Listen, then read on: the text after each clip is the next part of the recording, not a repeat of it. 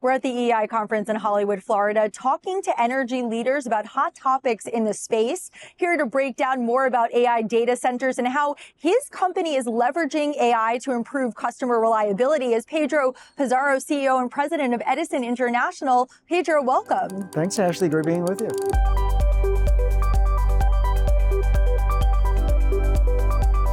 So what is Edison International? We are the holding company for a couple of other companies. Largest operating company is Southern California Edison, the electric power company that serves about 40% of California. We also have a company called Trio that's a global consultancy service working with large corporate clients, about 50 of the global Fortune 500. And what is driving electricity demand growth in your service area? Ours is more diverse than other areas of the country. We are seeing lots of electrification going on. So something like 1 out of every 4 cars sold in California is electric. We're also seeing plain old load growth. We're still seeing developments of new communities in our area. And we are seeing some data centers. We are a higher cost state, so we're not seeing the big 2 or 3 gigawatt data centers for training AI, but we are seeing requests for the 100, 150 megawatt centers that will be used for inference, for answering your questions on an AI platform. And I understand that your company is using AI to improve customer reliability, and you've won awards for some of the programs. Can you share more? One is the award that we won from EEI. It's our highest award at Edison Electric Institute, the Edison Award. Our team won it this year for something called AWARE. It has a great acronym behind it.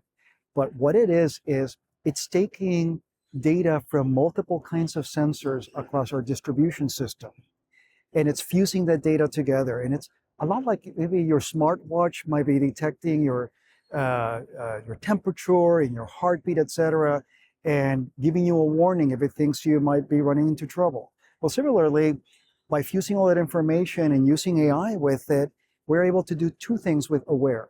One, when there's a fault on the system, it can be hard to locate those.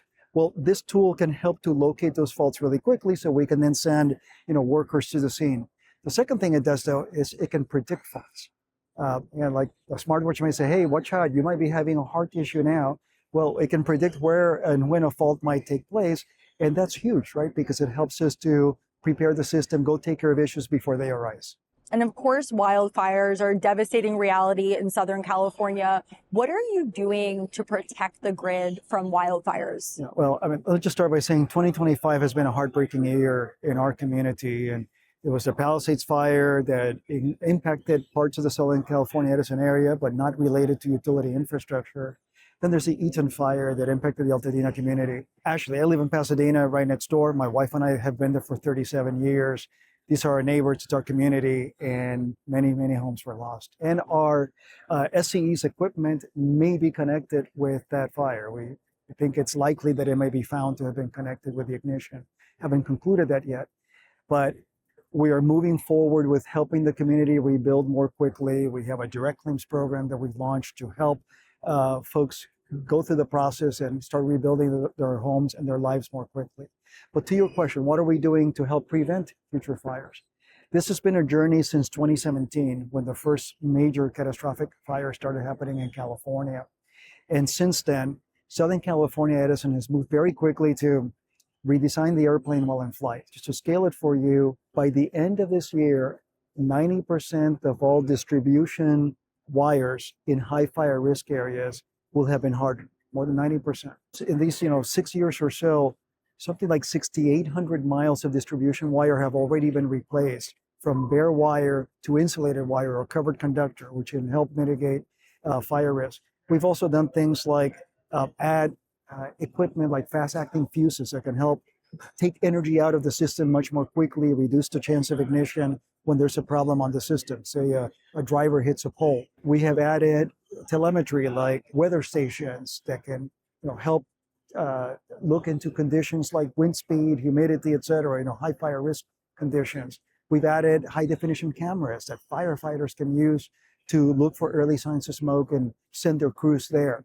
So there's a lot that we've done, including public safety power shutoffs, which are preventive shutoffs of power. They're painful. We don't take them lightly, but they have helped to avoid a large number of ignitions during high fire risk times. And just to scale it for you, Ashley, SCE serves 50,000 square miles throughout California.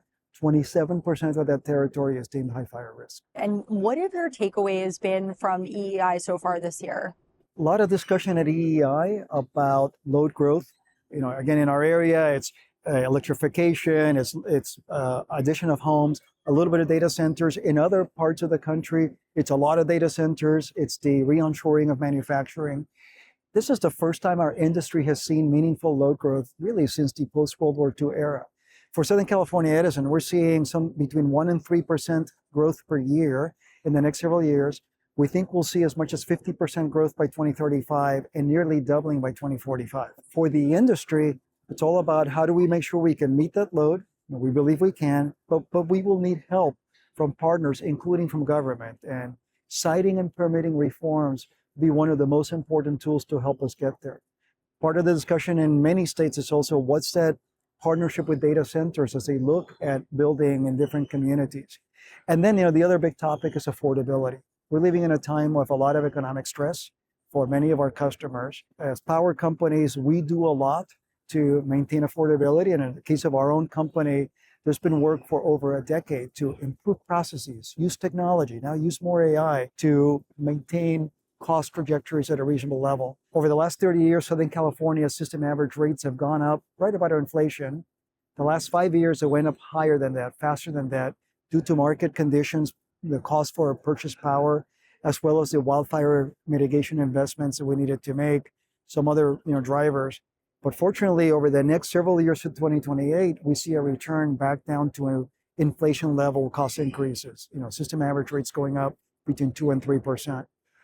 One of the things that we talk about, particularly in California, with our state's plans to engage in the clean energy transition through a lot of electrification, we see our average customer spending a lot less on their total energy bill, electric plus natural gas plus gasoline. See a 40% reduction in the total bill by 2045. And said a different way, today the average SCE customer is spending about 7% of their household income on that combination of electric plus natural gas plus gasoline. Through electrification, because our electric technologies are more efficient, we believe that will go down to 3% by 2045. All right, Pedro Pizarro, CEO and President of Edison International, thank you for joining us. Thank you.